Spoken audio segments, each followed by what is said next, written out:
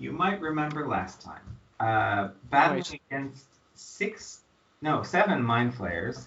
The party struggled a bit, with some locked into psychic loops of pain and not happiness, while others pushed themselves beyond their usual limits.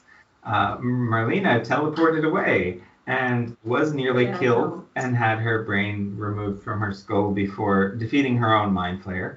Philopus and Moish managed to take a few down between Mr. Jefferson 2 and Moish's knives. Valadrin and Kalen did manage to get a few Warforged bodies onto the machine during the fight, with help from Sindri and Nako. It was Lady Tinker, newly forged herself, who helped convince many of the newborn Warforged to aid in the cause. And in the end, the final switch was thrown with 4 new Warforged, 5 including Lady Tinker, added to your group, and Marlena found her way back to the group with help or in spite of her blink spell. And now we're gonna level up. No level up. No levels up till long rests. Now we will be like sleepless for the next month. Sure. Which we're going. I remember Lady Tinker, Lord Mender, Miss Fiddle, Mm-hmm. I think. Sir something. Sir. I tried going back to the video and I was skipping. I couldn't find it. So Sir Fidget. Sir Fidget. Sir Fidget was towards the end. That was the one with the creepy voice. What was the third one? He said Lord Mender. The Lord Mender was the one that came after Lady Tinker. Right. Then came Miss. No, Miss Fidget was the very last one, I think. Then before that.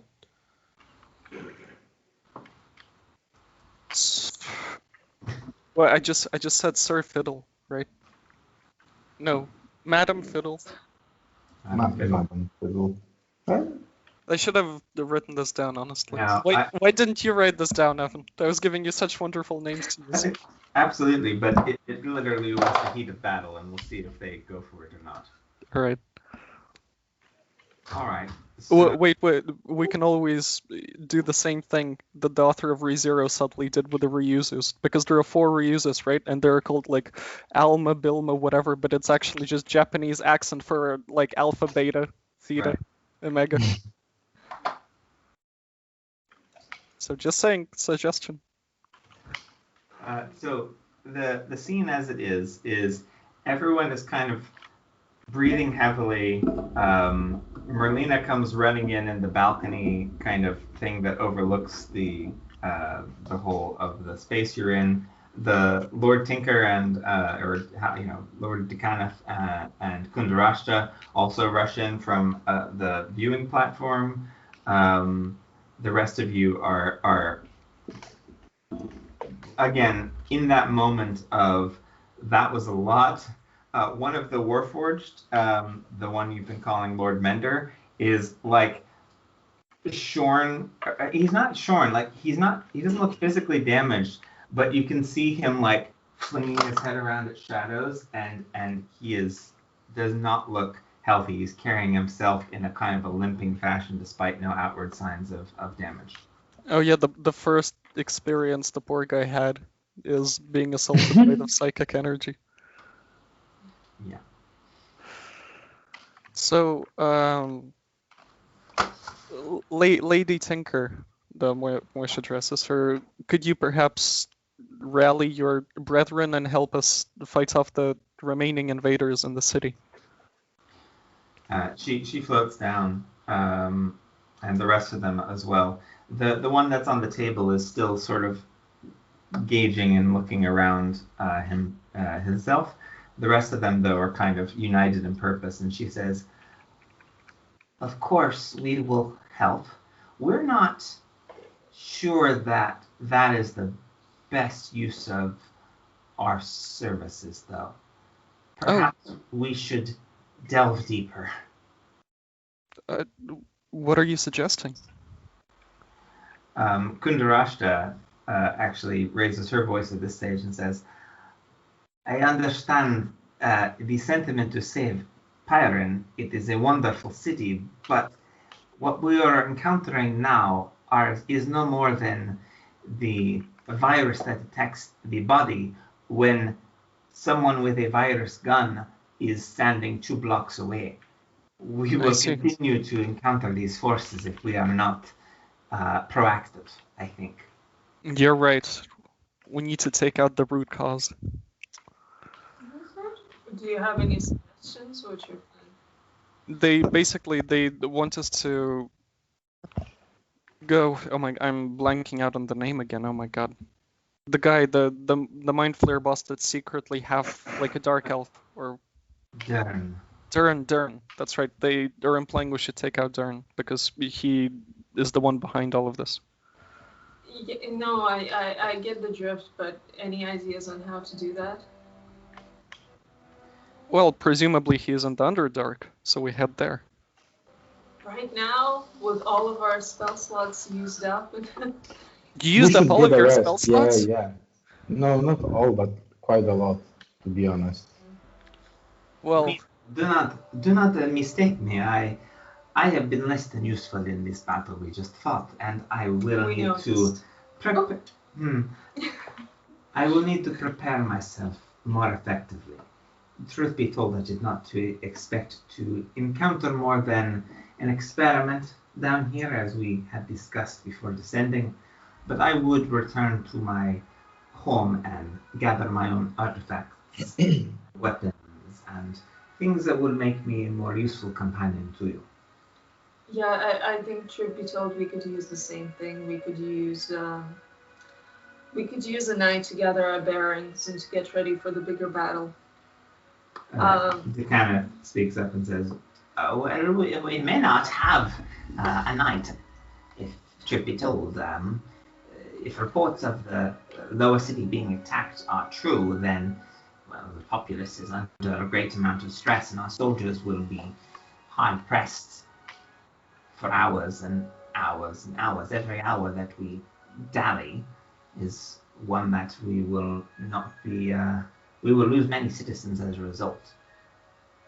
Well, I understand your concern, but guys, I'm being serious here when I'm telling you I have almost no spell slots left, and if I'm going to battle right now, it's going to be largely cantrips. So it's great that there's a problem, but I don't know how useful I will be right now. What about you? can Merlina nap while Valadrian carries her? A short rest isn't going to do me much good. I need a long rest. Yeah. The most you could get out of it is a short rest, unless you have actual sleeping quarters where you can really fully recharge. Can you stop time and sleep? No, I can't because I already used today's time stop spell at the beckoning of the game master, and I really shouldn't. I really shouldn't. Not me. It didn't do any good. Okay, no, look, out of character.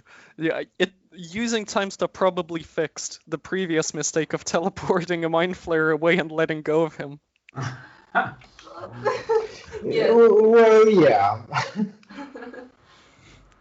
Well, I didn't think you'll remember to float. I wouldn't have, so it's a fair point, but I guess it did. Anyway, though I address Kundarashta since she seems to be knowledgeable at this. How long do you think the city can hold out under attack? Oh, well, I don't know that I can say accurately. It depends on who lends their aid. We have cleansed most of the houses, perhaps except for my own, and I will hope they will send troops, but it also depends much on how much Dern has thrown at us. In fairness, my assumption is if he has initiated an attack, then he will be exerting his full force. Which means That's it probably will a good be assumption. an intense battle that will last and last and last. So it's okay if we sleep. There is nothing necessary. You will need to sleep, but we also need to get to where he is. Yeah. So maybe on our way. Perhaps. We can take an airship and We sleep. might need to take an airship, or at least some sort of transport. Where do we think that Darren is hiding. Is he close to your Underdark. dragon? Yeah. Yeah, well, at the very least, we want to get our dragon either way, because that would be a huge help in the battle, too. If this is so, then I can and I shall come with you to lead you towards our quarry, as per our arrangement previously. Okay. All right. This helps, but this is, as you say, an airship ride away. And we need to come in full force. Sneaking, perhaps. Sneaking. Stinking bird. Thinking. Sneaking, perhaps. But as large a force as we can muster. All right. In that case, well, we should definitely take our new allies on this expedition, as they were suggesting their services in defeating Dern. On that note, by the way, Lady Tinker, everyone else, if you need any help or guidance in your new lives, feel free to talk to me. I happen to have a lot of points in religion. What exactly those points in religion mean? It's just slang. I'm hip. I'm cool. You are the friend of a god. Bakhtumar is always with you. Yeah. Even when you're reading comic books. Yeah. Yeah. Lady Tinker doesn't respond, but the one you began to call Lord Mender, he does sort of limp up to you, and he bends down to look you specifically, moist you in the face, and he says, this is a difficult phase of life, I'm guessing, and not entirely normal. Do your gods have an answer for what pain existence actually is? Yes. What you're going through right now, as you said, is definitely not normal, and it's probably gonna be the harshest part of your life for a while if we get through this. Maybe ever. But the existence of pain is part of a duality that lets you experience all that is good in the world. Once this is over, you'll be able to look back on this and enjoy life for the truly wondrous thing that it is. It's gonna be the contrast that will let you move forward from here and put it behind you. He holds up a hand and he says, but will I be able to effect this same suffering upon those that are responsible for my own? You bet. Then I will go with you. And two of the others also nod. Lady Tinker doesn't quite accept that, but she doesn't say anything. At this stage, there is a shouting, and Decaneth sort of rushes back up the stairs, but he is almost overpowered as Lord Jerry bursts through the doorway and says, "Ah, you're all here! Well, bodies everywhere. That's normal for you, yes. Look, I've brought some help." And behind him file Falchion and three other Warforged from the city guard. We're saved. The border, Just in time. the border patrol in particular. And Falchion says, "Whoa, hello all. Hi, Falchion. Long time no Borgia see. said you were in need of some assistance. Looks like you mostly got it covered, but we're at your disposal. Members of the border patrol stick together and all." Colleagues. Well, it just so happens that this was an appetizer. We're about to head directly to the Beast Slayer to deal with the threat behind all of this. We're most definitely gonna need your help. Yes. All the help we can get, really. All the help we can get. We're so happy to see you. Really, really happy to see you. Works for us. The sergeant, Corporal Carrillo, as well, and again a more spindly one you hadn't met before, but 4 extra Warforged in total from the border patrol. Falchion says, our captain sends his regards, of course, but being of the fleshier variety, he thought it best to stay put in the city and, well, in case we're lost for good, the Border Patrol needs to maintain some presence. As someone who's also of the fleshier variety, I understand the sentiment. Lord Jerry says, there is one further surprise I have in store. I did my best to arrange matters for all of you lovely individuals. Lord Dinka, and he points to the Kenneth, who kind of looks up at him as Jerry sternly points downwards. He says, is the electrical line still running? And he says, well, it should be, unless they've severed it somehow. He says, good. I've arranged a pickup, 2 stations towards the moorlands. Oh, trains don't usually go there. And he sort of trails off because he's repeating the old lie of, like, we don't use that part of the thing anymore, but obviously they still do. And at this stage, he says, well, right, all of you, we're going to go on a little bit of a train ride, a little bit outwards into the wastelands as we approach the moorlands. Doesn't that sound fun? Yay. He leads you all sort of back up out of the main chamber. You leave the bodies behind the mind flayers and such. Yes? No, we want to take the mind. We want to take the new Warforged mind flayers. Yeah. They're Warforged now. So. Oh, they're old bodies. Falafus with a bag of holding. Yeah, we can store them. I mean, it's not like I have a collection of dead bodies there, but yeah, sure. Yeah. We gotta keep Merlin. We gotta get some company for Merlina's dead orc. I'm sure we will find a way to make them alive again at some point. So, I'd rather we didn't, but okay. Just as a reminder, the only way you can fit a body into the bag of holding them is to shrink it first. So Merlina has to have her spell available for that. Ooh, unless we chop them into pieces. Unless you chop them into pieces, in which case you have numerous body parts as opposed to a full corpse. I do have. By the way, what do we need a full corpse in order to use stuff like talk with the dead? Talk with dead, no, but animate, yeah. Okay. I do have 2 second level slots I can shrink. Up to you guys. Or I could save them to shrink Dern. I don't know.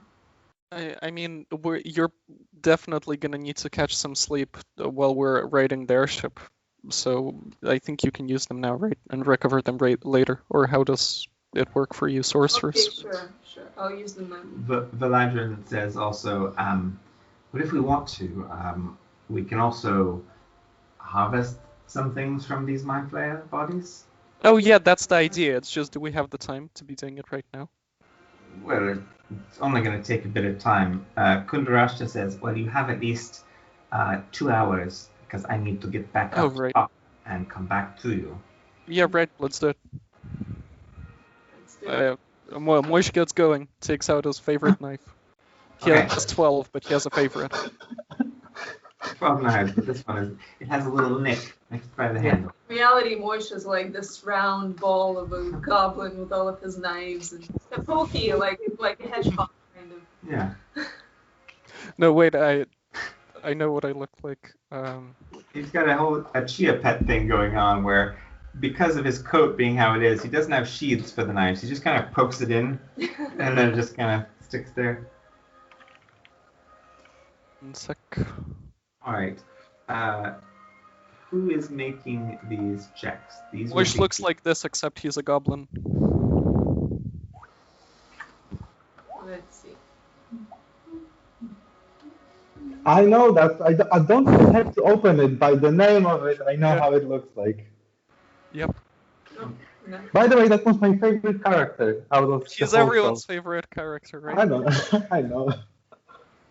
No, none of We our didn't did not get update. it. You just send it to 5 alone. No, I sent it to the Power of Rangers chat. Okay. No, what's wrong with your guys' Skype? keep like not getting your messages, and It's Skype on Mac. It's just like it just stopped being good after a while. I don't have it on. no, but it's specifically Spanish Skype because clearly Polish Skype and Russian Skype are working fine. Yes. It's Spanish Skype that's down all the time. Oh, for crying out loud. Okay. Anyway, moving on. Okay. Yeah, Kundarashta departs. Decana. Well, so you guys go in to coordinate the, looting of the mind flayers.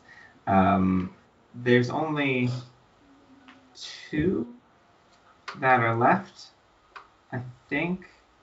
Let me check. Let me do the math. So there were 7. You ended up with 4 additional, and 1 was lost in the lava. So there's 2 corpses left in the room. So that. Didn't Mr. Jefferson eat one as a dinosaur? Yes, I think he did. He hasn't. When the polymorph drops, all that eaten stuff gets regurgitated. Oh, disgusting. Yeah, it is absolutely disgusting. There's mind flayer bits and chewed up pieces all over the floor. Who wants already processed? Who wants to make the check on these 2 corpses? I volunteer unless someone else wants to. Right. What sort of check is it again? In this case, given that they are aberrations, it is an Arcana check. Then, in that case, I volunteer, as I said. Okay.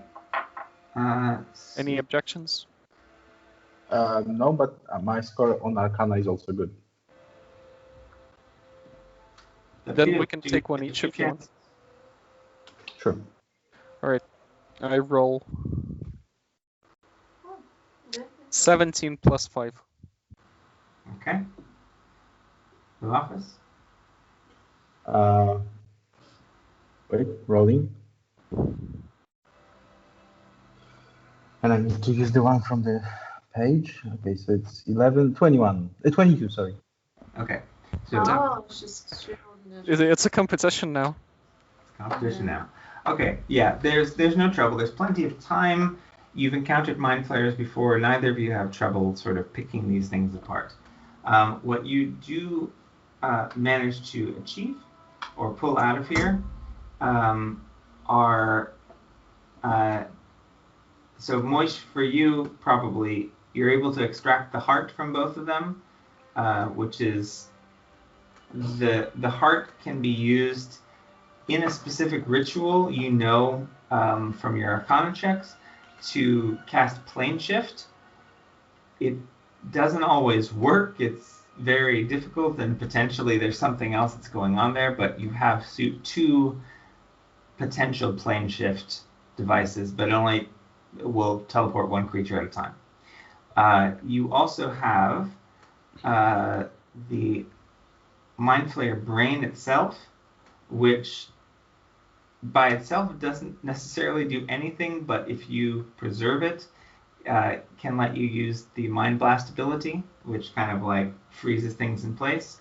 You also pull off each 2 tentacles from the face that lets you cast telepathy. Each tentacle. So 4 times you have the ability to cast telepathy for up to an hour. Each can cast telepathy twice for an hour. What? Am I not supposed to be writing No, this she's down? posing and making faces, so we don't know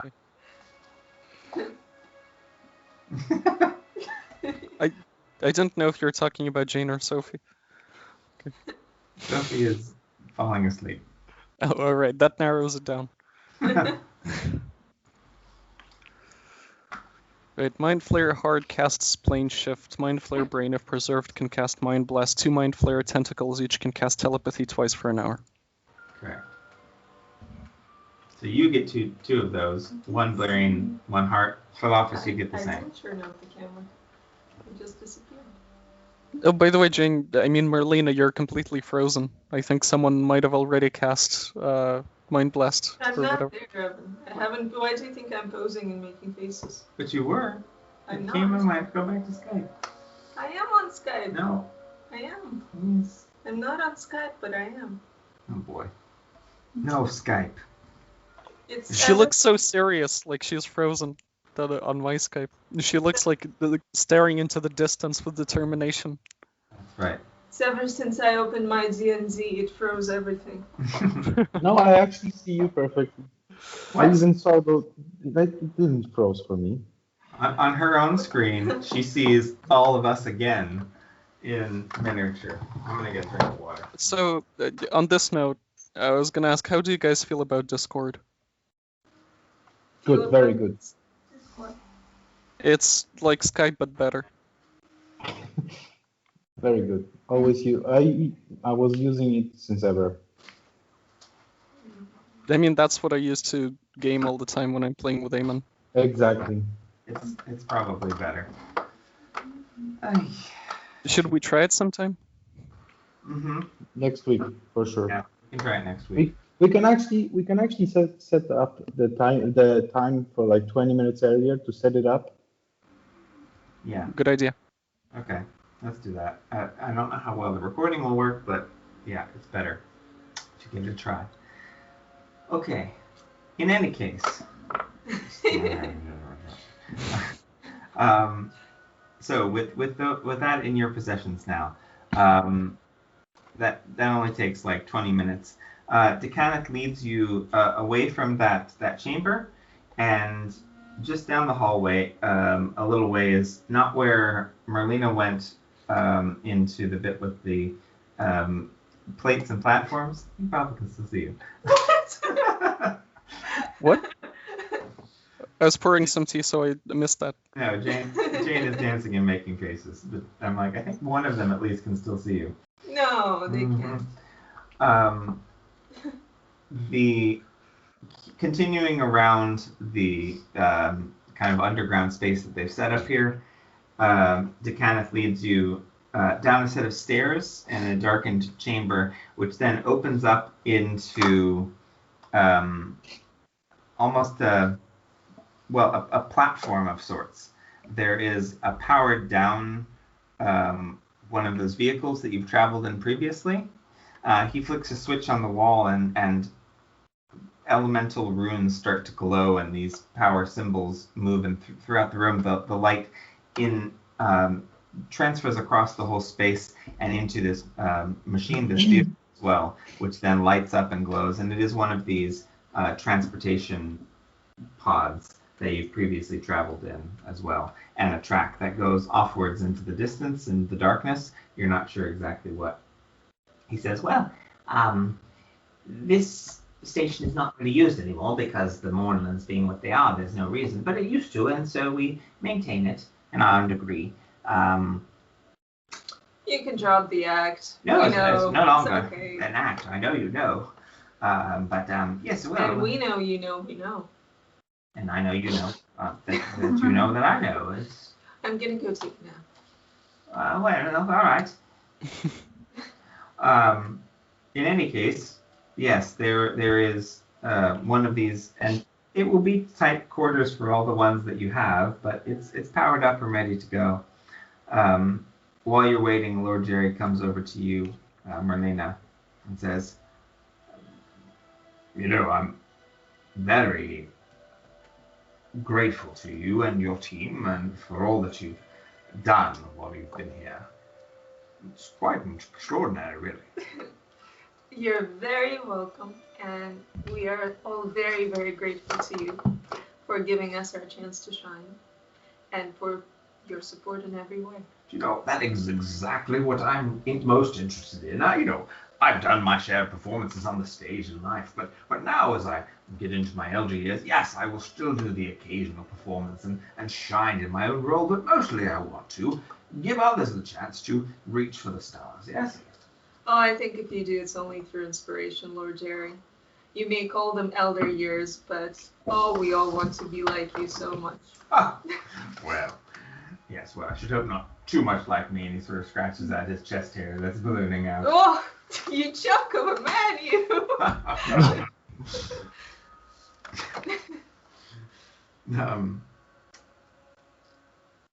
Falchion comes over as well to the group, and specifically over to you, Akko, and says, "Oh, hello, friend.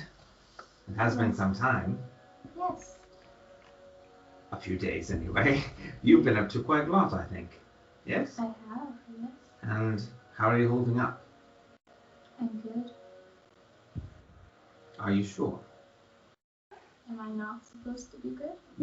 No, mostly when I've approached other sentient beings within the city and said, how are you doing? They tell me about the weather, what they had for lunch, any number of things.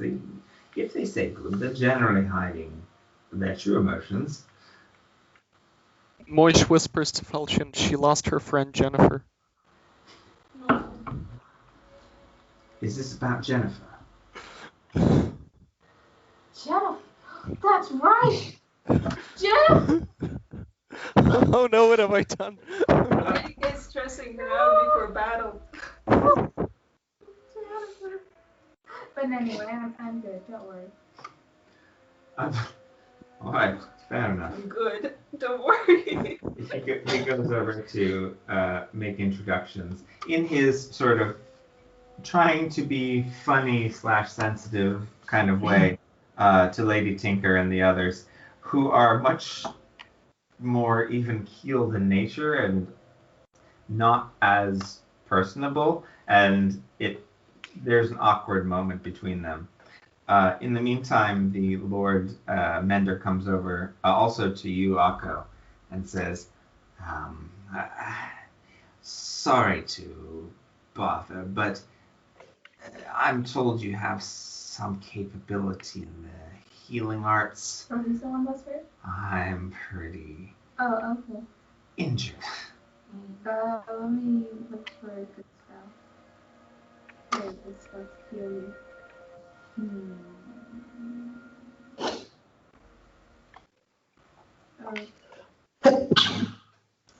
Bless you. Bless you. Thank you. Lovis, did you catch a cold back when we were in the Lotus? Yeah, it seems so, yeah. Gotta watch out, man. Oh no. I need a new scarf. 7, 3, 8. 738? Yes. 24. Plus 2, 26. Yeah, as Akko reaches out and sort of casts healing, that greenish glow flows through her hands and into the warpboard and takes hold just as well. Specifically, it seems to swirl around his head region, and he sort of shakes away. And when he takes a step back, he gasps a bit and looks and says, "That is extraordinary. Thank you. I hope I can make it up to you." Oh yeah, no, don't worry. Akko, are you trying to steal my pet?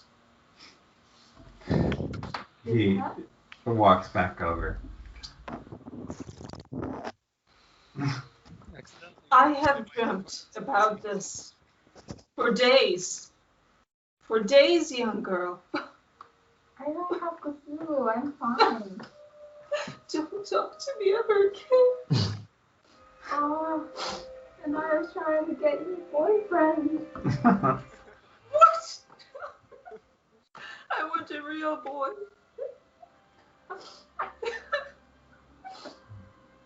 They're just crying. They're just crying. Yeah.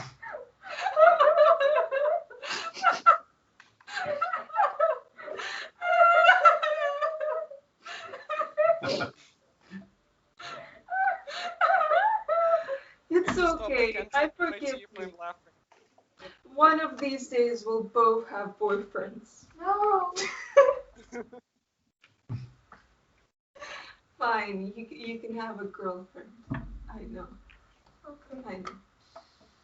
Sindrine comes over as well to you, Akka, and says, Don't listen to her. You don't need anyone or anything. You can just be your own person. It's Oh, is just that fine. so, Sindri? Absolutely. It's I mean, Oh, yeah?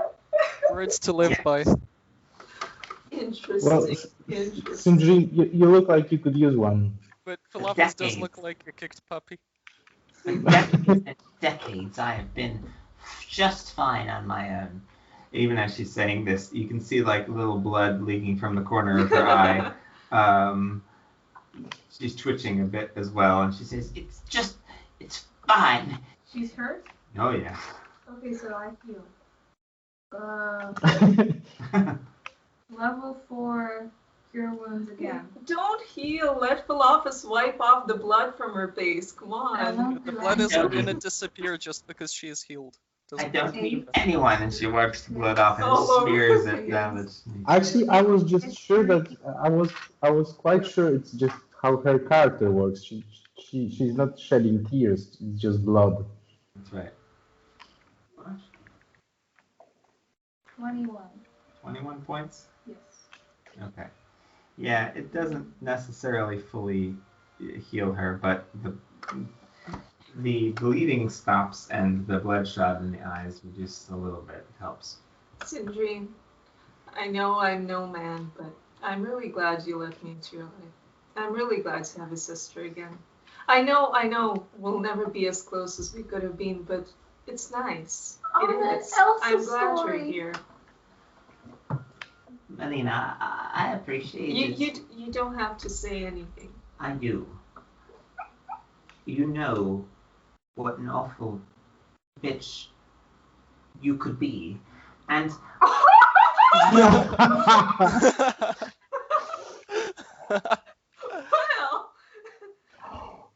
Well, and obviously I could as well. Because we're sisters. By the way, you're very quiet right now. Really, It's still. we're two peas in a pot. Comes down to it. And I'm grateful you broke through to me in my own sort of malaise. well, they do say that one can only see in another what exists in them. So thank you for your honesty. Yes, well, I didn't really see myself as an auburn-haired beauty, but there you go. Doll. You're so, So beautiful. nice Yeah, sometimes. you caught on. Yes. Yes, well, all right. What are we doing now? Well, I'm napping. No, well, I think we all, honestly, Mm. could use a rest if we can get one, but Kunrasha's correct in that we need to get closer to our actual quarry. But what do we know about this done, and how will we act? That's a good idea, actually. Let's question people who are traveling and see everything anybody can tell us about her, so we can gather up as much information as we can have. All right. And probably, if he was able to communicate with us telepathically, at least within a certain range, he will definitely know we're coming. Well, we have our tinfoil hats. You don't. Do you have any potion left?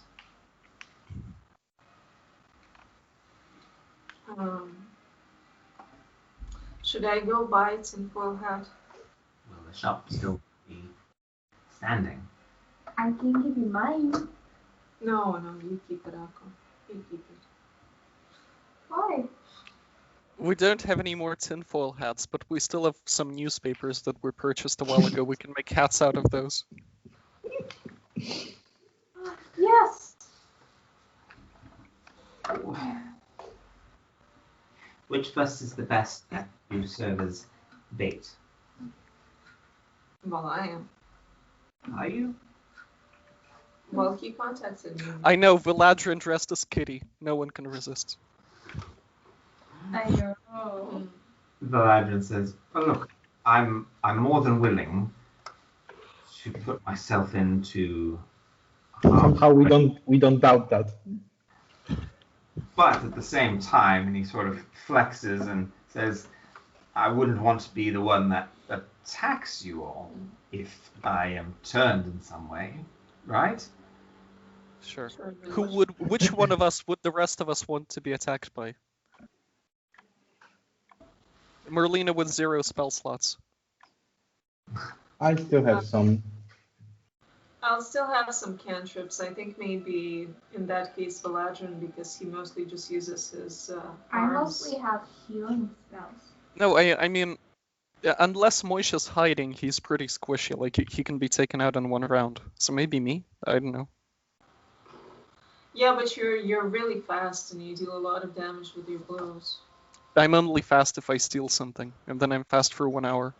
And you're very sneaky. You can steal something from us. Actually, it doesn't work that way. It says allies are excluded. It doesn't have to be stealing, by the way. It can be just any source of income. But I haven't been making much income. Actually, Kaelin, guys. Kaelin. Wow. But wait. But you can earn something by doing tasks for us if we ask you to, right? So Does that work, Game Master? What? Do I get the speed buff and temporary hit points if I get paid by my allies for something?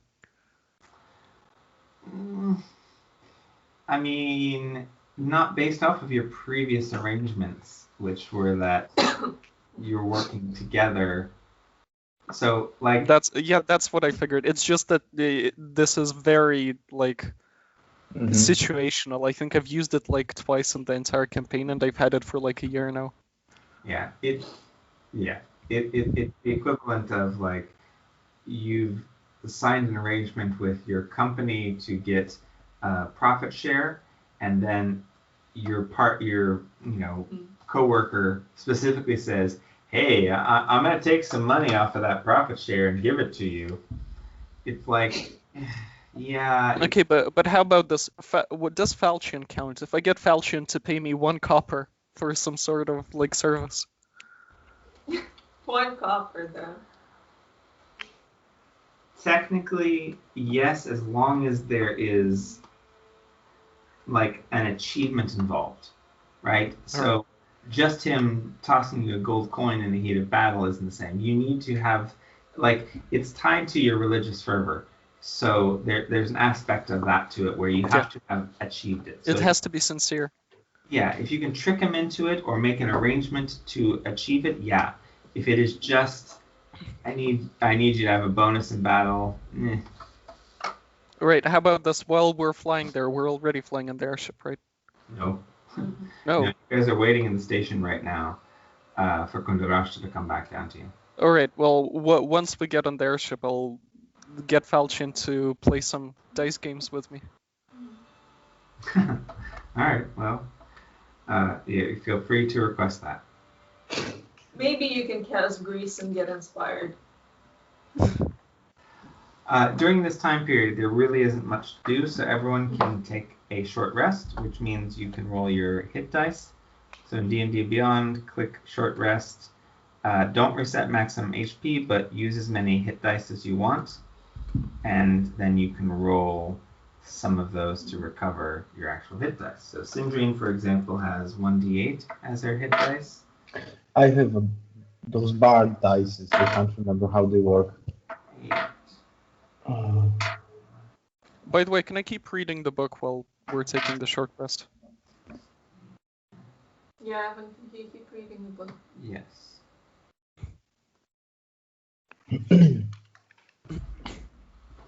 As long as that's the only thing you're doing. So Sure. the other effects, like you can't regain your hit points during that, I would say.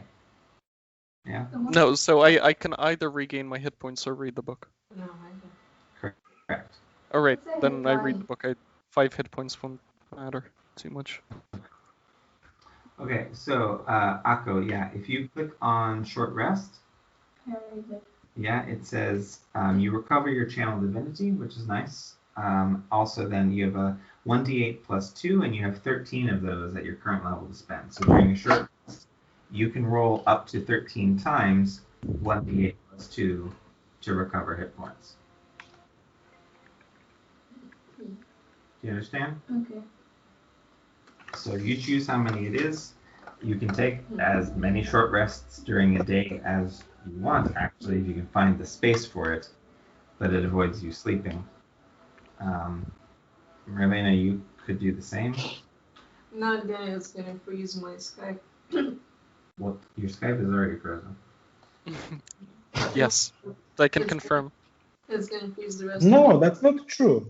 of it. Okay, wait. Now it Okay, is. now it's not. Now it's not frozen. See, No, Now it's it still is. frozen for me. Just you should roll your hit dice. It's You need fine. to recover some hit points. I'm good. I'm You're good. fine at Mhm. 43. Yep. Mm-hmm. Maybe you can do it for me. All right. Well, Valadrin will certainly recover some hit points because he's also very injured. If she didn't. Yeah, same here. I have 24 hit points currently. How can I recover them? Yes, I know. I can actually cast some spells. Right, but you can use your short rest. You can use your hit die. I did, and it's still 24. And it's still not good enough? Wow. Okay. Well, Valadrin needs to roll some d10s here. Alright, so How many battles have we been put through today? that's true. Just Right. 2. But wait, I can use cantrips unlimitedly. Then cantrips still heal me for 1 d6 each time. So technically, I can like cast dancing lights infinitely, like I don't know, 20 times, and finally I'll be at the max hit points, right?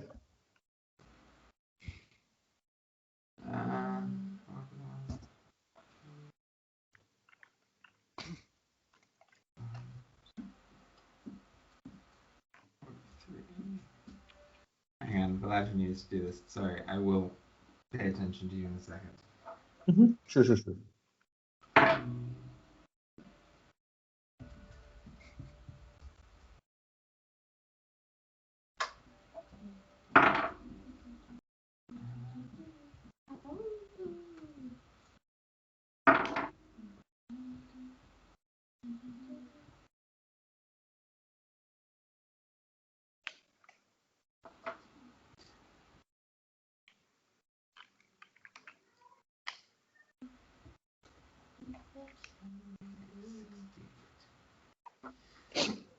Okay, hit dice are good. Valadrin's feeling much better. I will probably do Sindrine in a second, but okay. So your question was, with your feet, I think it's a feat. No, it's because of your armor, right? Yes, exactly. My armor gives me this bonus.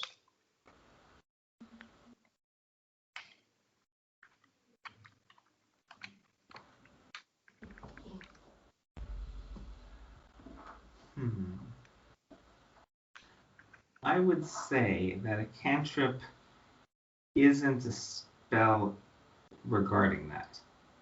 Okay.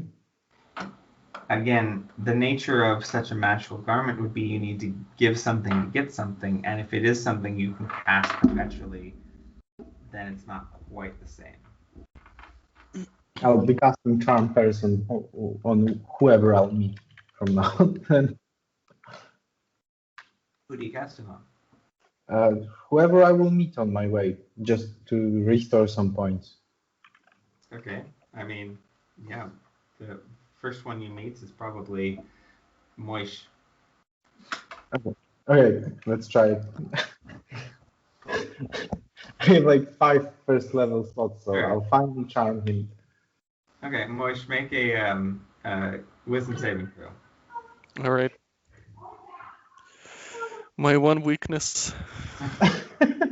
Alright, 3 plus 1, 4. 4. No, you are charmed by you regard Philophus as a friendly acquaintance. Wow. I'm sorry, Good. you cut out for a second. You regard Philophus as a friendly acquaintance. Wow. Well, You're that's it such a now. good friend. All right, and I can now 4 more hit points up. Okay, good.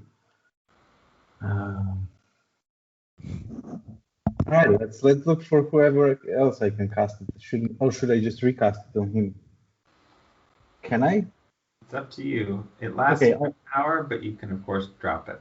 Okay, I'm casting it. I'm dropping it and casting it 3 more times. Okay. He's burning spell slots to heal himself, essentially. His big magic sort of seeps out every time he casts a spell. And I can now. How many times did I do it? 3 more times. Wait. Oh wait, she did. D6. 1. Okay, 4.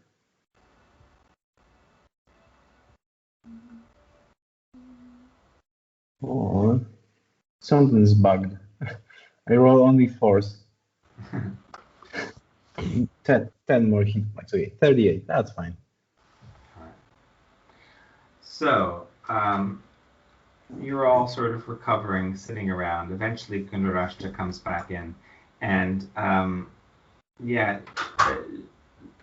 she looks more ready to go than she did before. She has like proper leather armor on. She has sort of cloak and gems and multiple bows strung over her shoulder, and her pack on her side, and some swords sticking out as well. She looks prepared where she didn't before. She says, "All right, so Decanith, where are we going first?" And Decanith says, "Oh, well, hey, I'm not going with you. I, 1, have the music to face up above, and 2, I need to coordinate some amount of forces to protect our city. But good luck." She rolls her eyes. Probably need it. Lord Jerry says, "Look, all of you, there is an airship waiting for you at the next station. I aligned with the Baroness. We'll see who she's able to get to meet you there, but I do wish you luck. I will coordinate the home forces here as well, and we'll keep the city as safe as we can." All right. Okay. So, get on. See you later. Bye. We don't want to. Yeah. We're tired. We want to sleep. Merlina, now is not the time for whining. Come on, let's go. Okay, fine. You all file on, and again, it's a tight fit into the cabin of this train pod. As before, the hinge sort of lifts up, and you all kind of file in, and it closes back around you, and you are propelled forward at very fast speeds into the darkness of the tunnel. A few seconds go by before you shoot out onto the open plains again, and looking back behind you, you can see, because the cabin that you're in, though it is shimmering with light, is open to the air, glass as opposed to hard surfaces. And you can see the city behind you, and so much smoke pouring up into the air from various points without the multiple tiers of the city. Lowers, midway, and heights are all on fire in various places. There's clearly chaos and destruction happening within the city on a grand scale, but you are speeding away from it at a breakneck pace. I hope the city is still standing. It's burned down. They really should use less firewood. I don't think that's firewood. What do you think it is? Oh, one of those high-tech things. Hopefully not burning rubber.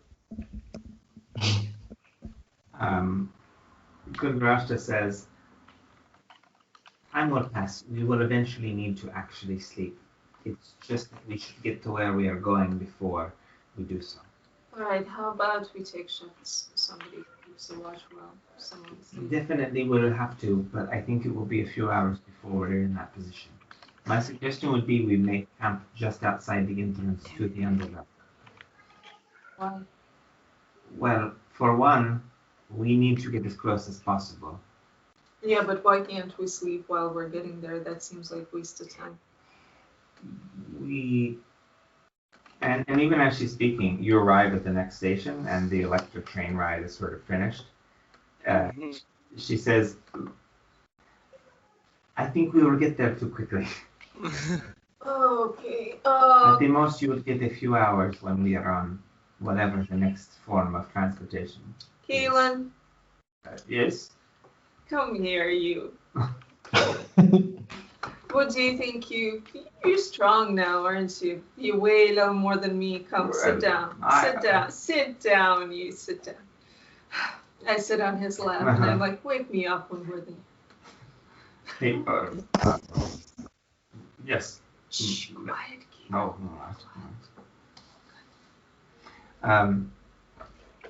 I'm the doors have opened, but Kaylin and Merlina are still sitting inside. The rest kind of file out. Lady Tinker and the other new Warforged are sort of looking around at the. It's not desert here yet. It's still sort of badlands. There's a hint of grass that grows, but it's not. It's still sparse and not a lot of plant life out here. You see the shimmering wall of the darkness that is encompassed the Mournlands. Probably about a 2-hour walk in the distance, but it's there for sure. And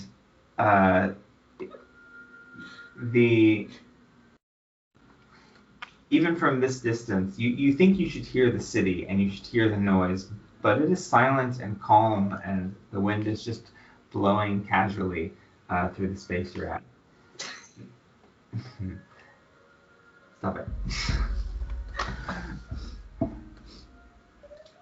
You see a speck that is approaching from the city, and it grows and grows in size until you see an airship that is coasting down towards you. You do, however, see that at least part of it is on fire, and there is smoke billowing out of the tail end of it as it descends. An anchor drops down just before it gets to you and sort of pulls it to a halt, and Jameson shouts over the edge, "Oh, you're..." I can't remember his voice. Oh, hi there. Okay, there we go. You guys are gonna have to get on as fast as you can. Hurry up! Arnold, is that you? Well, I yell, come on, let's go, guys. Do we need to roll a dexterity check, or? Yeah, he tosses the sort of the plank overboard, but it is almost at this stage just a wooden wall with those slats on it, like the wooden boards that are crosswise that you would use to sort of keep yourself from sliding down if it was a ramp. Now it's a ladder, and it's not that comfortable to climb, so. Right, 12 plus 5, 17. Not actually able to sleep. I mean, You're not. I am. Shall I roll? I bet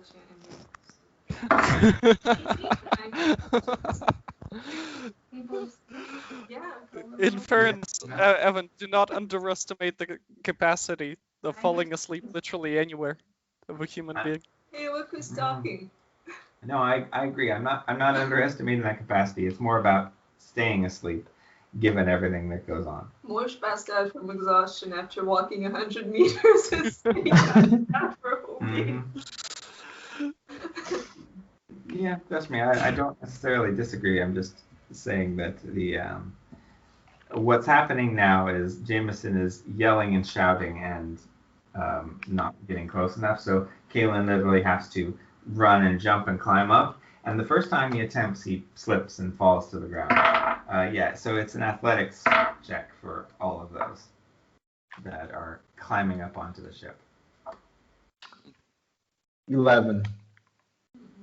11. No, you as well also make an attempt, but are just not able. Like, you make that second grab, and the ship sort of lurches back and forth and knocks you loose. So you end up tumbling back onto the ground beneath. On his second attempt, Kaelin does manage to, even with Merlina slung over his shoulder, make his way up, almost through strength alone, up and onto the deck of the ship. Akko? Good. What? Athletics? Athletics? Yes. Mm-hmm. Where is this music? Come on, music. 19. 19. Okay, yeah. Akko, no trouble. There's enough room for you. You just take it slow and steady. You make it up to the top. Moish? 17. 12 plus 5. 17, yeah, without issue. Valadrin as well. Sindrine starts to climb up, but is knocked loose by Philophus, so does not make it up on the first attempt. The other Warforged, a handful of them make it up just fine, and a few others end up on the ground. It is at that stage that the ship rocks violently off course, and the anchor is basically flung from the ground and across the space. So it's no longer possible to make a second attempt to climb on yet. Jameson shouts out to those of you that are on board and can hear him, I'm having a tough time keeping control of the elemental magic here. I don't know what's exactly gone wrong, but hold your horses there. And he attempts to make a controlling check, but the ship is sort of bucking or out from under him. Can I offer any assistance? Like roll an Arcana check to see if I can understand? Check. He just told you what to do. Hold Martian check. You can make a kind of, make an Arcana check to see if you can understand what's happened. All right, 17 plus 5, 22. 22. Okay. Your understanding is that there's something that's blocking his connection and whatever he uses normally to control these elemental forces that are contained. Looking closer, you see a minute crack that is in the encasing of the control panel itself, and there are these elemental forces that are sort of leaking out in bits and pieces from there, and it's making the whole ship thus unstable. Oh, I mean, is he aware? Is it like obvious? I draw his attention to it anyway. I'm like, Jameson, is this like, are you still gonna be able to fly with this? He looks at what you're saying and he says, "Oh, I mean, well, potentially, we'd have to calm them down somehow because they smell their freedom, if you will. If we can seal this, that might work. But in the meantime, no, things are. And even as he says it, the ship sort of like you see coinciding with this sort of stream of light that evaporates from there. The ship sort of drops suddenly close to the ground, but which does actually put it within range. So Philophus and Akko, if you want to try and climb on, Yes. another acrobatic or athletic onto the ship. 15. 15, yeah, you managed to get on this. So it's acrobatic or athletic? Athletics. 18. 18. Okay. By this time, the rest of you are the whole rest of the party is able to get onto the actual deck of the ship, and though it's lurching and listing, it seems to be okay. Yeah. Jameson says, look, I don't know what to tell you here. If we're gonna fly this any further, we need some sort of, I don't know, help, concentration, if any of you can muster that, or I don't know, some gum to keep spit and vinegar to keep this thing in place. I have exactly the thing. Hey, oatmeal that you eat really poorly. I can't hear what Merlina is saying, by the way. I'm saying Akko can help you. She has some oatmeal that she cooks really poorly. It ends up really hard. But in the meantime, while she's cooking, I Right. prepare to cast grease. Okay. Go for it. I do. And I'm so good at it, I don't even need to roll. That spell? Absolutely. So Moish casts grease, and this you tilt it maybe a little bit, and it just kind of like cascades onto the elemental thing, and Jameson goes, "Oh, come on!" And is also splattered. But in the meantime, it pours its way onto the top of this disc, and Is well, it helpful?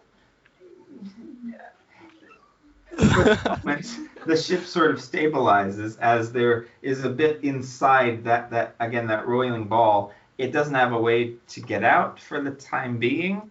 And Jameson says, I mean, can we stabilize that in some way? Stabilize it. As in, it's just liquid, really. And the I mean- little puffs of air are starting to make it bubble and push from inside. Yeah, I have the frosty cantrip. I can freeze it. Mm. I'm gonna use that. You should be able to look up your stuff. You Come look- on, this you guy look it cannot up. possibly break that frequently. You'd be surprised. I had to close the window. It's okay. It can break. I'll get to make pieces. Distract me from my descriptions. Okay, still beating.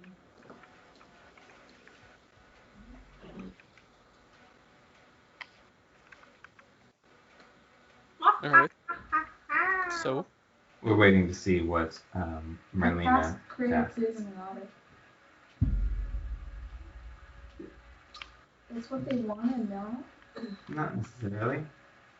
You would know that food and water just creates, as you said, this porridge. Sure. They want to know, right? Okay. Yeah, so Waiting for D&D Beyond. now I need to switch to spells. That's okay. It'll take another 2. by the way, did Skype finally send what I sent? Yeah. Killer Bee Blades. Frostbite. I cast Frostbite Frostbite. at One second. will. And Oh, okay. because I don't know Killer Bee Blades, but that's cool. That's what I mean, you like. can. It's basically what Moish looks like, except he's a goblin with all his knives.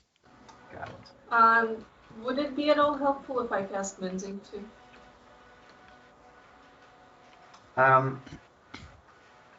It's up to you. Let me start with Frostbite on Moisha's grease first. Okay. Yeah, so you cast Frostbite on it. It does sort of freeze the grease in place within the crack in the glass. Yeah. It's holding for now, and Jameson says, "Oh, okay, well," and he starts to push, and the ship rights itself, and he gets back up, and he says, "I mean, that does help. I don't know how long it's going to, so let's be on our way." Hi, everyone. Hey. Hey! Thanks for coming aboard. Akko, Moish, Philopis, Lady Melina, Adrian, Sindrine. How are you all? Been better. It's been a very exciting day or two.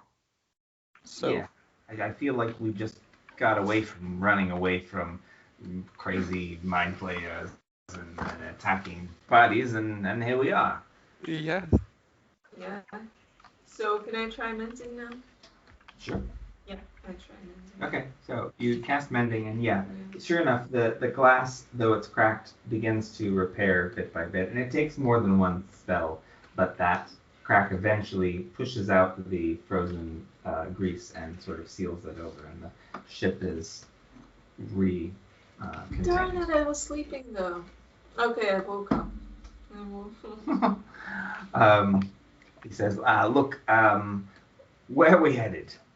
And Kundarashta says, "We are going into the Mornlands. This is okay with you?" He says, "Oh, yes, well, me and the Mornlands go away. It's fine. Oh wait. Go way back. This is basically like me and Auschwitz go way back, right? It's like, he stops himself in the middle and says, anyway, I know where, yes, I'm fine to go there." She says, "Good, well, we are going," and she sort of brings out a map from her pack, and she sort of sketches out a bit there. He says, "Oh, there, I mean, yeah, I can get us there. All right, we're going to go in high as before. I don't want us encountering any of these spells. There's not really any cover around where we're going, so we just need to get in and get out. Lady Melina, you still have your talking in the head thing, because you can alert me. I can come get you, maybe." I used it today. I'm sorry, I can't use it anymore until I sleep. That's why I was trying to sleep, and you needed me to fix your ship. Kundarashta says, no, we will have it in the morning. We will. Today it will finish, but we need to get there so we're safe. Then we can go on. There will be time enough. He says, all right, so we'll be there within the hour. And he takes the airship up, and you head swiftly towards that dome of darkness. A few minutes go by, and you again coast into it. You're staying up high enough that you're sort of not over top of it, but cresting the very top of the dome itself. You enter at a certain point a little lower, but eventually get to that range. As before, you see the roaming spells moving in packs beneath you, these flitters of storm clouds or meteors or blue lightning strikes that roam about the landscape. You see bodies and bodies and bodies all throughout as well. The Warforged that are with you just stand and stare silently over the edge. Palafis, keep an eye out on all these bodies, the most big and beautiful ones. Sure. I have an eye for it. That's choices. No, I wait, but do you have the slots to shrink those? I will tomorrow, maybe, or the day. Okay. The point is, So- if we find like a big kind of bulky dinosaur ogre kind of body, we can take it. Okay. Good. So if we find one, let's just mark it on map. Okay. Lady Tinker comes over to the group of you anyway at one stage and says, "This place, I'm guessing, is extraordinary, at least by your calm and silence. What has happened?" Don't you remember anything? "No. Should I remember waking up in this form near you." No, she wouldn't, Merlina. This is, and correct me if I'm wrong, Game Master, but this is a place where a great battle took place several decades ago. At this stage, Falchion actually speaks up and says, "Warforged," and he taps them each on their shoulders, on the left shoulder, one at a time, until they all are staring at him. And he says, "What you see below you is one of the greatest travesties to ever occur within our realm. Thousands upon thousands of people died in moments as a tremendous force of magic was unleashed. There's nothing to say they would not have died before then. There were battles, there was a war going on, sides, factions, many skirmishes. But the instantaneous nature of it meant all sides suffered equally, and that ended the war that we fought. Many of us," and he points to his friends from the Border Patrol, "were created, as you were, solely to fight in this war." And when this travesty happened, that creation of the Mournlands and the death you see below, we were released from our obligation. We were allowed to become our own people once more. You are of our people, but you are also of this realm. And one of the most important things you can remember is that this, what you see below, should never be allowed to happen again." Do you know the kind of magic that was unleashed that did this? I was a lieutenant, no more. I was not leading the forces. I was not even here at the time. Most of us were part of the Home Guard. Who would know? Kenneth, maybe the other leaders, and he looks to Kundarashta.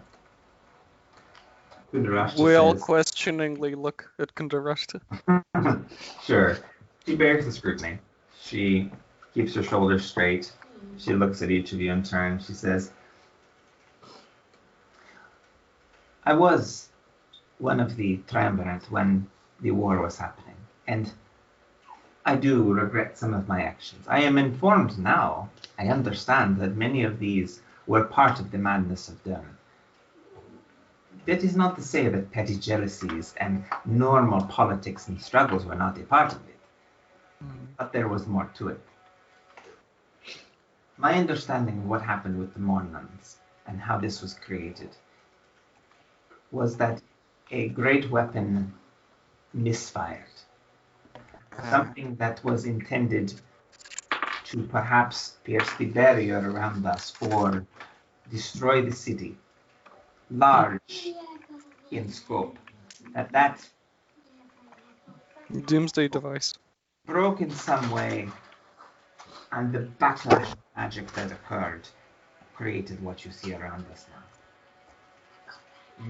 This is Do you have any clue on whose side employed the weapon?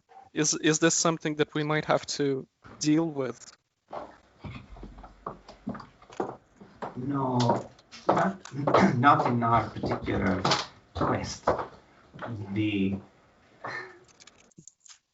This will take time to cleanse. Perhaps we will begin the process if we can root out some of the corruption that lies beneath it. Alright. Well, I hear it takes at least 100 years for radiation to fade, so good luck. Whatever that means.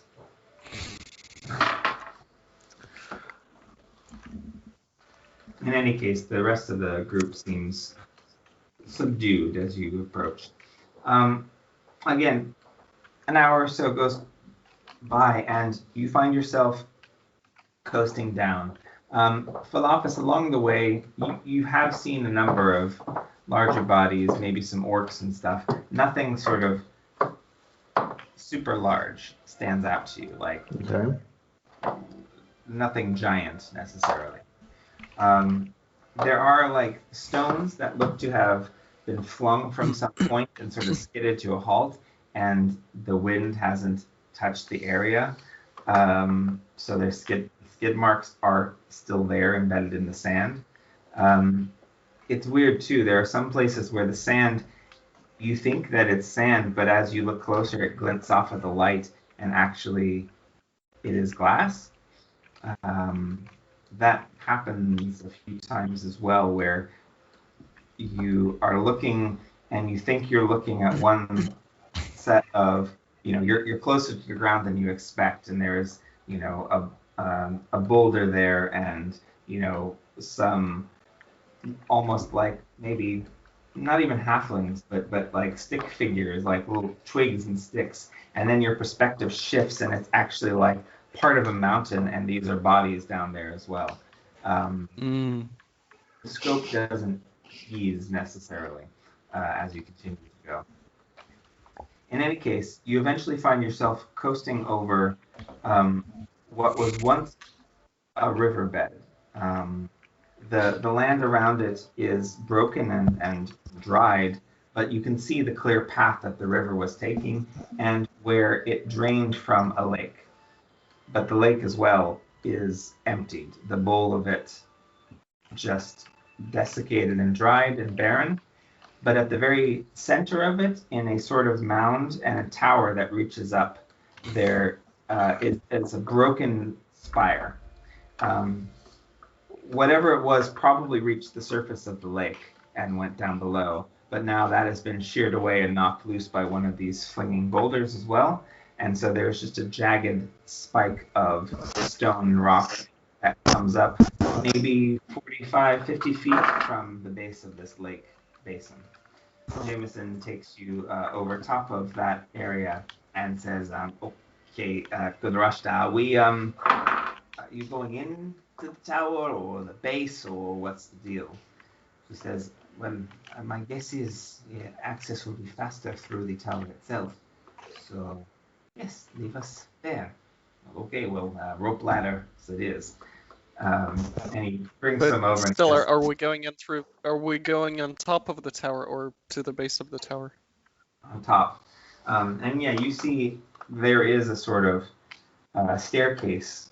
That's all that's left, but you can go in through this tower and start descending the staircase almost right away. He says, yeah, sorry I didn't throw the rope ladders out early. I had my hands full. but he kicks some over the edge and makes it easier for you to sort of one at a time climb down off of the airship and into the tower itself. The last of you climb down on to this, well, basically staircase, a spiral staircase within this broken tower, and Jameson calls back down to you and says, "Well, look, tomorrow when you've got your thingies back, let me know if you need an extraction. I will meet you where you say, here or wherever, but I won't stick around here on the off chance that there are spells roaming the valley." Fair enough. How are we supposed to contact you? I mean, Lady Melina has her talking in the head thing. She can do that, yeah. I mean, that's fair if you're... Yeah. Okay. We're just gonna have to hold out, guys. We can only contact him after I'm rested. All right, well, nice knowing you. Goodbye, Jameson. Goodbye. Go save the city if we're not there. Go save it. You can do it. Well, no, I'm gonna wait for you. Yes, don't go save the city, Jameson. Don't listen to her. If we're dead, I said if we're dead, you can go save I the won't city really if know we're that. dead. No, but- Jameson, No, if no, we're no. dead... Stay. Jameson, if we're please. dead, you have to find this ring, okay? But it just looks like a ring. Trust me, it's gonna be worth it. All right, I'll take your word for it, and I don't really think. I'll do my best. You are the best. So I your am the best best. is going to be the best anyone can do. All right. Thanks for the pep talk. Sure. Good. I'm excited. I met the best pilot. I met the best musicians. Oh! I might just stay and live here. Like, in 10 years. Life is good. Life is good. Except for the city on fire. Ah! Well, Denizens of the Underdark slaughtering our people. Yeah, it's still good. since when best musicians do such impression on you, Marlena? I've never noticed it. Really? I've been singing the whole way while you played the pipes and you haven't noticed it? Well, I haven't for sure. I haven't noticed the likeness of pipes. I mean, whenever I Are you trying to say my voice sounds just like your bagpipe? no. I mean, I loved my pipes. I still think that they were producing the best sound in the world. That said, all I'm saying is that I've never noticed that you were, so enthusiastically saying something about my performances. Yes, I am very, very proud of you. I am. I'm super excited to know. You're still not saying that you like it. I didn't hear that, but okay. I was saying that you are still not saying that you liked it. Philafis, she's just trying to say that she's proud you're following in her footsteps as a musician. Oh, No, is no. that how?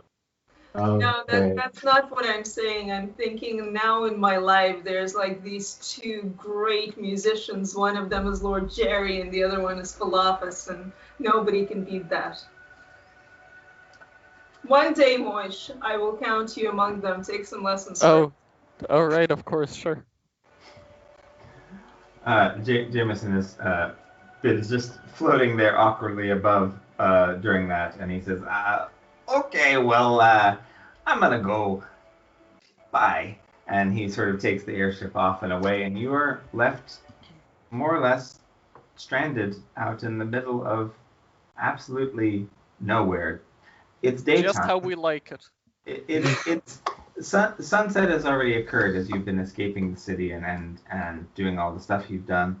The approach to the through the Mournlands also made it even darker. So looking out, you see almost a completely dark space lit by, again, the occasional fluttering of spells as these living spells that you know to be here are lighting up the landscape. But the basin around you is the empty lake is there, and again that eerie, calm stillness that as part of what being in the Mournlands is like. You know what this reminds me of, guys? Literally, when we were walking through the barrier itself. That's kind of desolate the same way.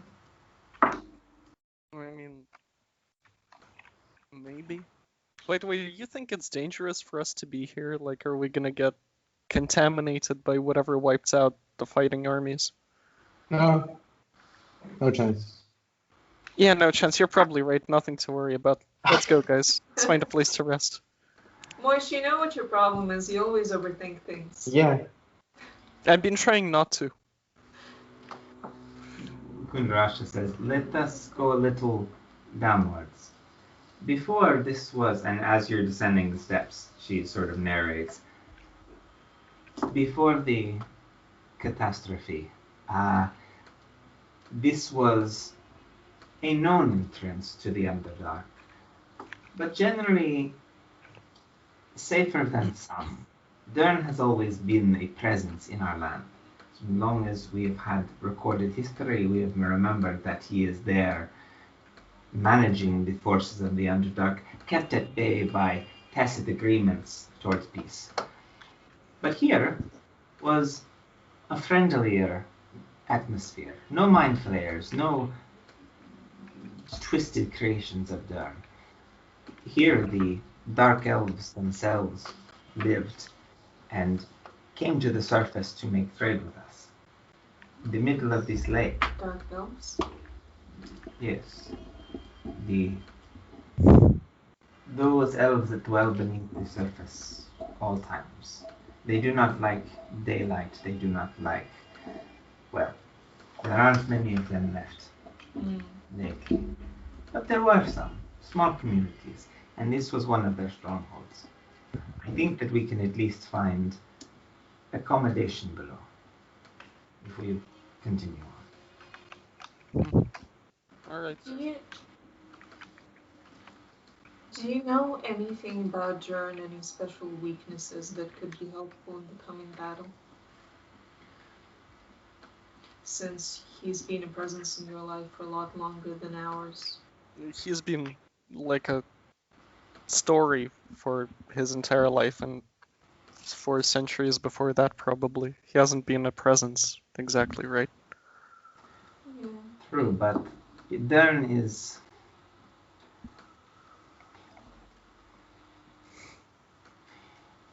He has a vast intelligence. The stories all say this to be true. He has control over mind and psychic and psionic powers. The land itself within the Underdark warps around him, twists around him. Those that have come back often have been driven mad just by seeing it. It is so foreign to them. Have people gotten lost there and never managed to find their way back?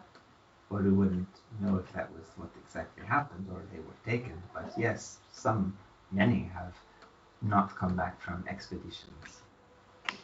No force controls all the land. No more does Dern control all of the Underdark. Okay. As we said, the Dark Elves, they had their own uneasy alliance over the years and were whittled away as a result. They were not above land, they did not have the powers and strength that we did. They did not bow to Dern directly that we knew. Huh. And so faded away.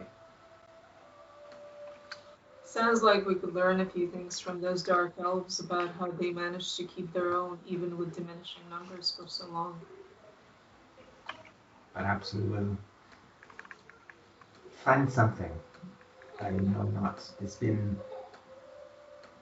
It has been quite some time since we have heard word from them. Before the war, certainly. But I remember decades at least before that. What do you think, Akko?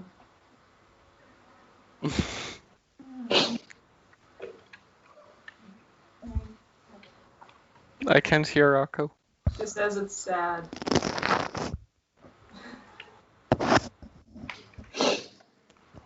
I mean, it's a villain backstory.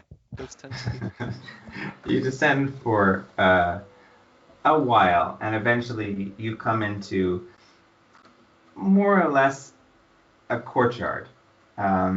It's almost disorienting, which is to say you exit through, the portal that comes from the staircase, and a broad open courtyard with high vaulted ceilings set with gems that reflect the light that you carry with you, and magnify it throughout the space, making it appear, if not well lit, at least lit from above. The courtyard is clean and pristine. There are a number of small fountains, none with any water in them currently. And over on the far side, you do see some sort of mushroom growth that has begun to encroach into the space, as well as a low wall that looks over some amount of darkness. You're not sure what. What are we gonna do, guys? Sleep. Right here? We could. Okay. Those of us that are not so tired perhaps can scout a bit, while the rest. Alright. Evelyn's here. I can scout ahead. Yeah, I can scout too. All right. The rest of will make camp. If you two will take the left side of this, I will take one of these Warforged. Falchion says, "I'll go with you. It's fresh for the day." He says, "Very well. We two will go over there, and the rest of you can set up camp." Oh no, I forgot to beat Falchion at dice games. Later. Right. Okay, so the long rest hasn't quite. Well, okay. The long rest starts for those that are staying at the camp, and the initial scouting would be in the first span of the three watches. Should we wait the first one? Yes, you should wait. So, kind of 2.5 hours for the first bit. So, Moish and Philopus, we'll start with you. You're not sure what Falchion and Kundarash are doing. Make a... Yeah, just make a perception check. Alright, well, 14 plus 1, 15. It's 6 plus. You don't have to say anything after the 6. Well, he does. Well, it's 18. Oh, wow. You get See? a plus 12. Yeah, he knows what he's doing. Okay. Perception is wisdom, so Philopus makes good intuition. Okay, so you guys go off to the left, and you are approaching the more mushroomy side. And even as you approach this section, you can see the low wall looks over and is a balcony onto some space below. And what you see actually are tiers and tiers of similar sized balconies that just recede down to the midst. There's at least within the field of view before it tapers out of sight into pure darkness, there's at least 6 of these tiers that go down. You find a small sort of staircase that curves around the outside. It's obviously not like a super important, guests like of the kingdom only kind of staircase. It's just a simple one that goes around the side. There are mushrooms that are growing all over it, and you can see some water leaking from above. You're not sure exactly where, but it's adding a layer of moisture to this. As you continue down this way, your instinct is to go and sort of explore this first balcony, this first large dais that you come to. But Philopus, your eye is caught by a doorway that's embedded into the wall behind you, where it's of stone, but the stone has been sort of cracked enough that the door is wedged in place. But through that doorway and through that crack, you can see a glint of metal within that space. Wait 1 second. Mm.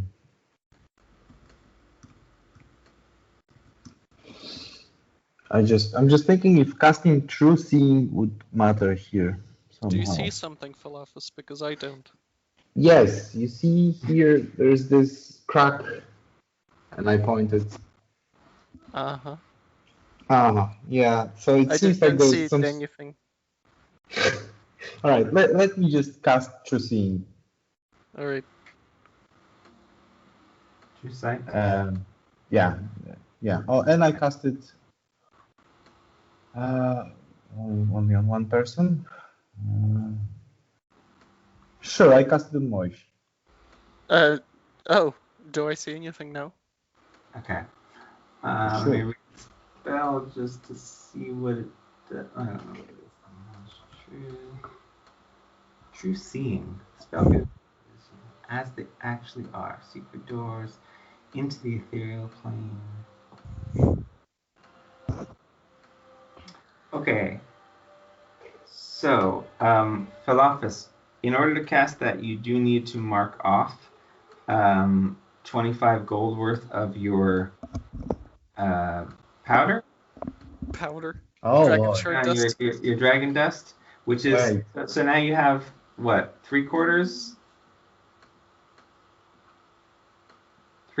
of a use.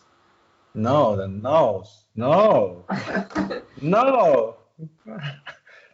Take that back. I just touched motion without any spell. That's It's it. too late! Mwahaha You touch him shows and his go, eyes glowing. What do you see? And Moshe's like, I see all. Exactly.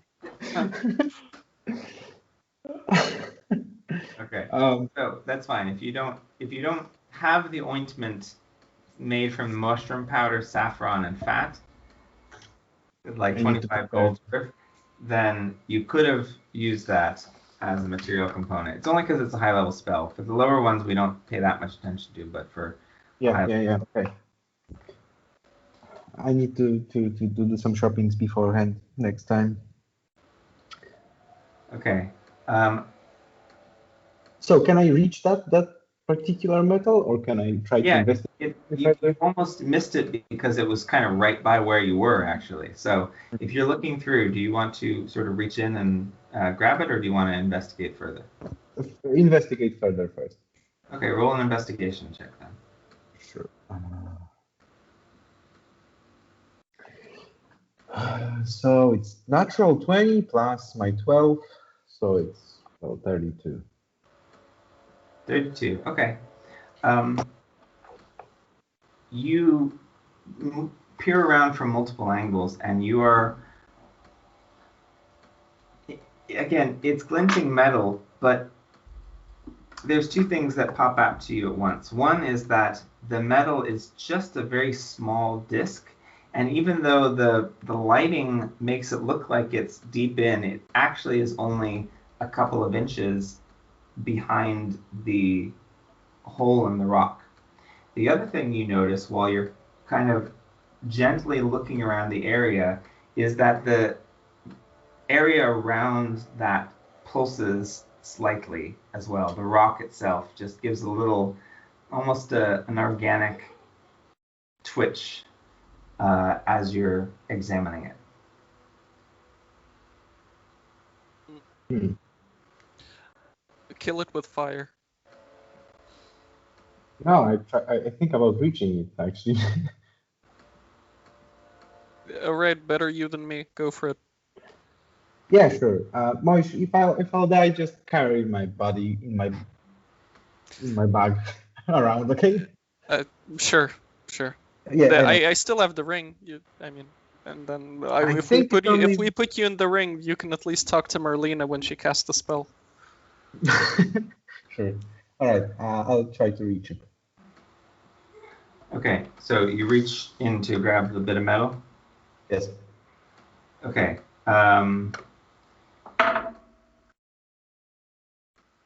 Does a 21? What's your AC? 17. 17. Yes, it hits. Okay. As you reach in, a set of eyes opens just above the hole, staring at you, and these teeth appear from around the outside of the hole and chomp down at your hand. And what you see is a much larger hole within the doorway has been filled by this shape-shifting creature, which you from your time in the Feywild would know to be a mimic. The mimic has now clamped onto your hand with its bite, and it does... Should have killed it with fire when I said to. Yep. 8 points of piercing damage, 8. plus 8 points of piercing plus 5 points of acid damage as it sinks in. So 13 total, unless you have a resistance to acid damage. No. And it is now adhered to you. You're essentially grappled in place by this. It's the moment in that movie with the Roman holiday. Yeah, Roman holiday. Yeah. Oh my hand! Yeah, it's that, but actually the thing is biting your hand. Mm-hmm.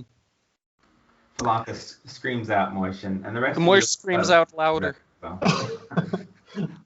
This thing is, again, its shape is much like the stone in the doorway. It is shifted into that form, but it is essentially just a creature with mouth and some eyes, and it is clamping on to here and dripping acid from its fangs. How much space is there around me? There's plenty of space around you. All right. You're just grappled by this creature. I'm shape shifting into a giant. I don't know, into T-Rex. Why not? I wonder how it will. Okay. So as you cast Polymorph, you shift into this giant form. You are butting up against a bit of the ceiling, but that's fine. And the stone and the mimic itself is pulled away from the little legs that were clamping on, or like jerked away from the thing, and you have this sort of I don't know how to describe it. Maybe like, what is this? What size is this? Like painting, television? No, that's the other thing. Anyway, not too large, not too small, sized chunk of rock that is now clamped onto the T-Rex like forearm. I'm biting. Yeah, go ahead. I'm biting it so that it will be biting me. I'll be biting it. So Right. we will see who bites harder. All right, Moish wants to bite it as well. Yeah.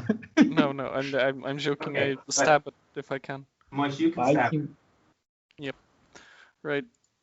Do I need to roll to hit? Yes. I mean, sure. All right, 17 plus 10 probably hits, right? Yes, it does. All right, doing the sneak attack. 5d6. 2, 3, 4, 5. You should. All right, 6 plus 2 plus 5 plus 4 plus 2, 19, and then plus d4 plus 5. 19. 3 plus 5, 8, so 27. 27. Okay. Right, and if it's still alive, I still have the other attack I can do. Normal one. It is, yeah. I mean, Right. you're able to carve into it from behind. Its eyes are in a weird position, and it's really just focused on Philofus, and all of a sudden, like, its prey has turned into this giant thing, and it is a bit. Stuff happens. Yeah. Yeah, All right, well, I miss my normal attack anyway somehow. It's a 2 plus 10, 12.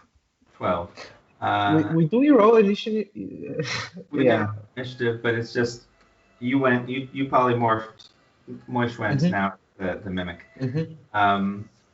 Okay, so the mimic now is going to attack. It already is bit onto you, so it's going to attack with its pseudopod. It begins to shift in its form, and the rock and the stone doorway that it was, it releases that to a degree, and it begins to flail about at you with its pseudopods. It's going to be a 7 to hit, which it doesn't. Yeah. So, Seriously, it missed a 7 to hit. no, it rolled a 7 to hit. Okay. Not enough. So it tried to swing, but it wasn't able to. It's in shock. All right, Galapagos, what are you going to do? Bite, of course. You're gonna bite it. All right, go ahead and try and hit. 28 to hit. Yeah, that hits. You just basically like lift it up to your mouth like a sandwich and sort of chomp down on it. Still on your hand, but there's enough of it to get your teeth into. Bite for a bite. Roll your damage. 4d12, right? 1. Moish, don't forget to add grease for taste. Mm-hmm. 4, 2, then 5, and last 10. So 21 plus 7, 28. 28 points of damage. Okay, that's enough. It lets out a shriek, and then its form sort of just shifts into this. It's almost like, I don't know, like moss, like a bunch of moss balls sort of Is it forms broccoli? together. Yeah, like black broccoli. It shifts into that form, and it still has its teeth, and its tongue is sort of lolling out, but it is now like been chopped in half and reverted to this and is dead. The moment of combat and panic passes as you defeat the creature. It takes a while for Moish to stop screaming. Go for it. We want to hear it.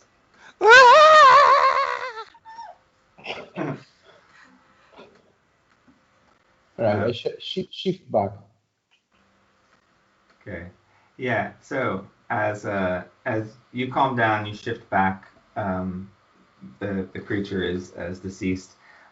Looking in the space that it lived in, you see just a small scattering of objects. There are some sort of glass beads. There's a few coins, probably in total 4 platinum, 10 gold, I would say. Different stones of different forms and shapes. That's about it. Okay. You can keep those. Moish is still like recovering. All right, thanks. Okay. Moish has had a personality shift. Moish is maturing. He's maturing. Mm-hmm. All right. In the meantime, that's happening, the rest of you have set up camp? Yes? Okay. I will roll a D100 to see if Rustia and Falchion encounter anything interesting.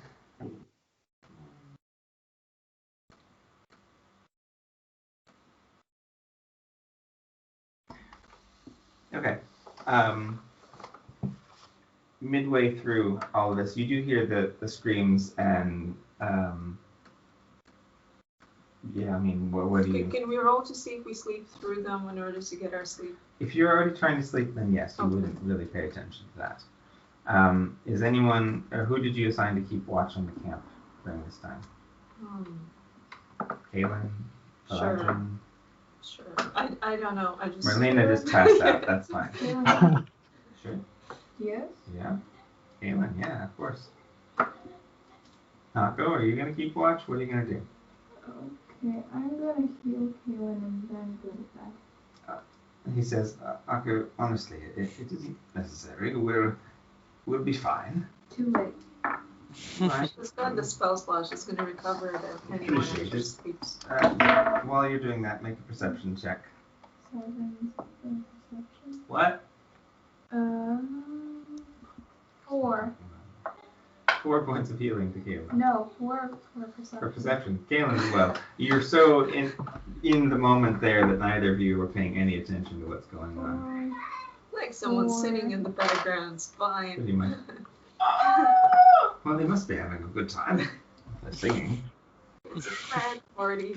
After all that talk about music with you, right? Yeah. Give me a second. And Merlina told Moist to practice specifically. That's right. They're like, She's like, oh, he went to practice. Going he's for it. taking a lesson from 4 Philopus. for a 5. Okay. Well, One. 16 plus 5. 21 Okay. plus 2, 23. Okay. Good to know. Heal Kaylin. Honestly, okay. Excellent. He's back up to full health. That's more even than though he would ever get had. that if you. Okay. I Well thought he was taking watch. Yeah, but a watch doesn't mean you don't get your full rest. Just Yeah, means but you in get a case watch. he gets wounded during the Sure. watch, you Okay. know. Your watch passes by. Moish and Philopus, what are you guys going to do? You're sort of again. You've gone through the first watch. If you're going to get your full rest, you need to head back. But it's up to you. Yeah, the Moist heads back, like curls up into a ball and cries himself to sleep. Aww. Okay. Yeah, about that time, you also see Kundarashta helping a limping, severely damaged falchion back. He's covered in this black ooze, which is sort of like eating away at his exoskeleton. We share a look of complete understanding. Yeah, he gives a wave like, oh, I need rest. He crawls into a ball next to Moish Exactly. and they sob themselves to sleep together. Yeah. All right, who is making the second watch? I can do the second. You don't have to. It can be. I mean, Valadrin offers. Probably one of the someone else from the. I keep wanting to say Mind Flayers. The Warforged also does. So I'll make perception checks. Okay. Since most of you are asleep, you don't really hear what they're saying. Valadrin would be making some amount of small talk, but keeping a sharp eye on the land around. When he wakes up, yeah, I guess Sindrian and maybe also another one of the Warforged, he passes along the info that he saw a tiny bit of flickering light from way in the distance, but it faded after a moment and didn't return during those 2.5 hours, so it's probably no big deal. Nonetheless, Sindrian and the others are keeping their eye out. When they wake you after the full sort of watch has passed, they say they didn't spot anything like that, so there was only the one during the night. And yeah, your long rest is achieved. Take your long rest. And we level Take up. your level up. Yay. We're gonna end there for the evening. I almost believed you're gonna say, and you do not level up, Mwahaha. Honestly, I don't know that you should, but no, last day was pretty intense. So yes, that's fine. Level up. So yes, level up. We'll end there for the evening, and bear in mind now the situation as it stands is that you and your mini army are encamped at the top of a drow ruin of sorts, getting closer to Durn's lair.